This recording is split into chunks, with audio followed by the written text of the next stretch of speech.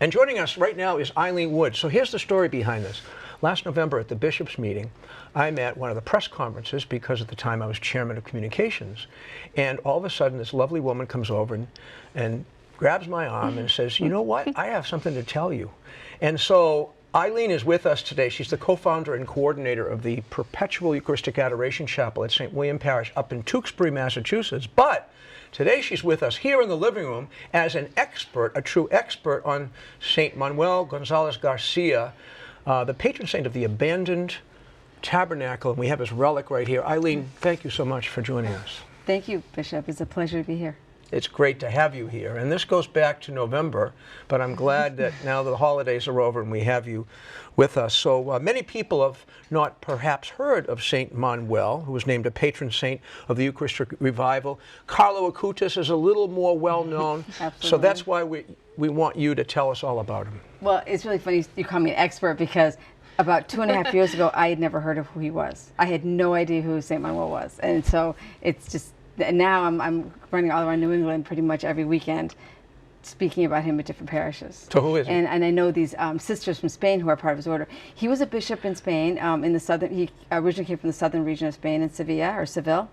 And he was born in 1877. He died in 1940.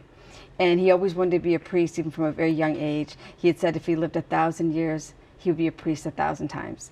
And I mean, if he'd lived 1,000 lives, he'd be a priest 1,000 times.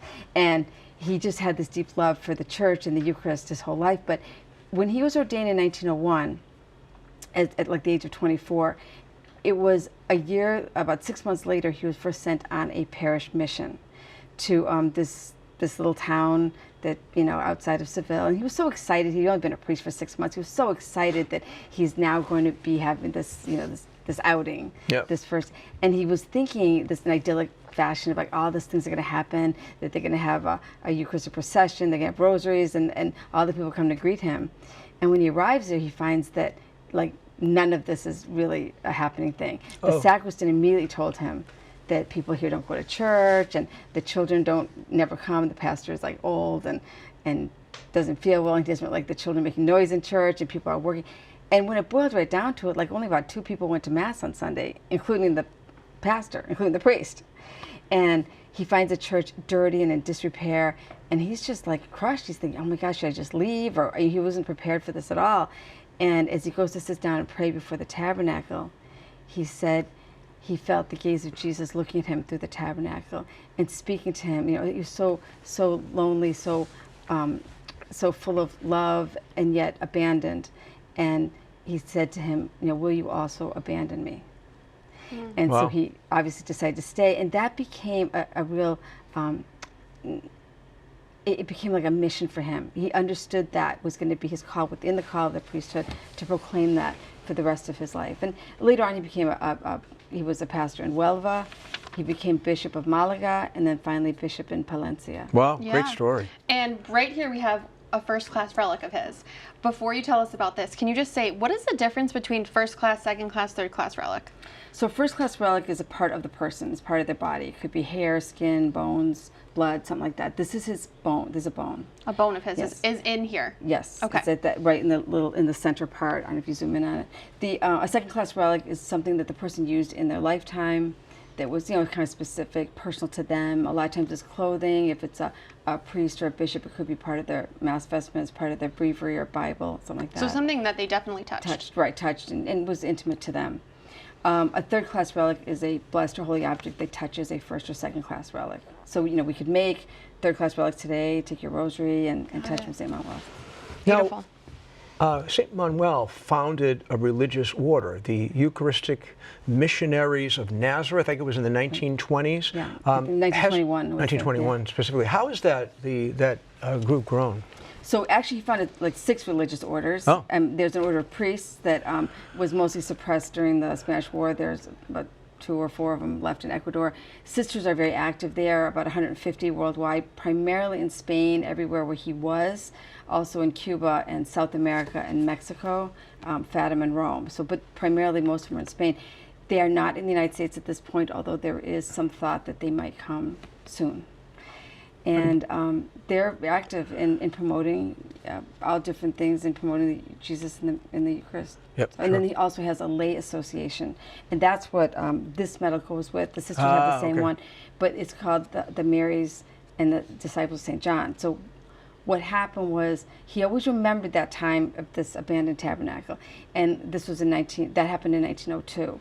When he was a priest in Huelva in 1910, he called a bunch of the ladies of the church together. Now, you know, as a pastor, in every church there's about 10 people who do 90% of the work. Oh, Are you one of those people? I don't, you have to ask my pastor. No question about that. Okay, so it was the same back in 1910. So St. Manuel called those ladies to a meeting with him, and he said, "You ladies, you're so good to me. You do everything I ask.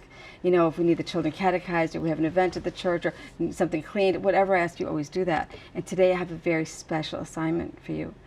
I'd like you to minister to the poorest of the poor, the most unloved, the most neglected, the most abandoned." And they said, "Of course, Father, who is that?" And he said, "It's Jesus in the tabernacle." And St. Manuel has said that in many ways Christ is more abandoned today in all the tabernacles across the world than even he was on Calvary, because on Calvary he had who were there?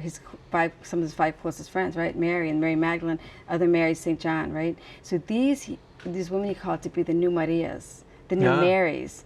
And so he wrote about this in his magazine. He published a magazine. It's 117 years old, still in publication. And he wrote about that, and about a month later, this Benedictine seminarian said, "Well, wait a minute, why is it just the Marys? St. John was there too. I want to be the disciple of St. John and my Benedictine seminarian friends." And you're you're the first American to be a Maria. I'm the only American to be a Maria. Yeah. But we are going to have more inducted into it. You know, make that say an offering in March this year. Nope. On March 4th, which is actually the 115th anniversary of the founding of the very first set of Marias. I want to know if people would like to venerate the relic. I mean, can you bring the relic to them, to their parish? Sure. So I take this relic and also Blessed Carlo's relic, after his first class relic, to parishes all over, all the time. By the way, you know Blessed Carlo's mother, don't you? I do. That was That's just so crazy. cool.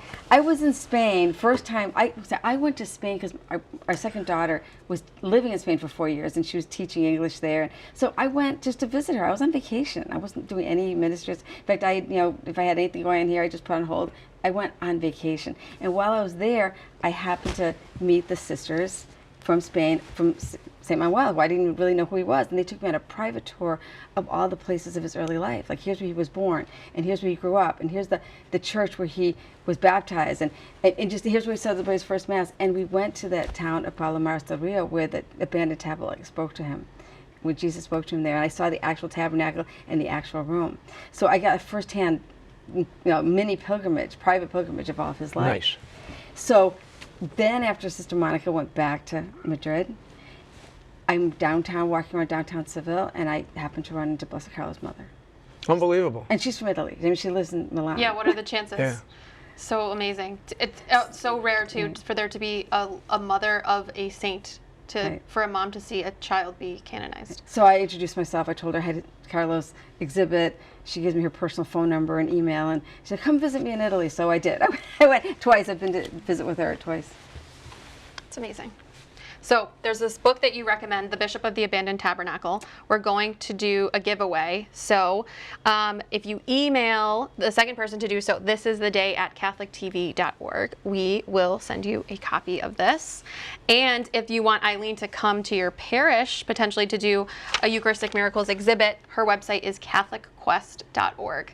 And there's contact info on there as well if you want to email her to get some other stuff that she's offering, and these adorable little tiny Saint Blessed Carlo and Saint Manuel Gonzalez Garcia keychain that they made. The patron saint of the Abandoned Tabernacle, Eileen Wood, thank you so much for being with us today, and continue your devotion and spreading that devotion to this marvelous saint and bishop who loved Jesus so much and didn't want him to be alone ever. Thank you so much for having me here.